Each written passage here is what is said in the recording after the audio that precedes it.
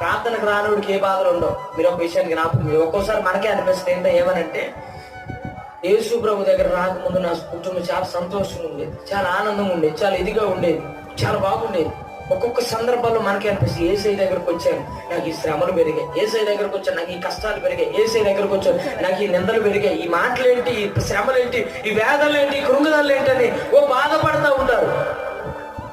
దేవుడు బిడ్డలు ప్రభు పేరు తెలియపరుస్తారు. క్రికెట్ మీకు తెలుసుగా అమ్మ, నా వైపు చూడండి. క్రికెట్ తెలుసుగా, క్రికెట్ ఆడేటప్పుడు బ్యాటింగ్ చేసి ఆయన వెనకాల 3 కర్రలు ఉంటాయి, స్టెప్స్ ఉంటాయి, 3 వికెట్లు ఉంటాయి. ఆ వికెట్ లేకుండా ఆ బ్యాటింగ్ చేయమంటే ఆ బ్యాటింగ్ చేయమని ఆ బాల్ కొట్టుకుంటా అలా ఆట ఆడితే దాన్ని క్రికెట్ అంటారండి?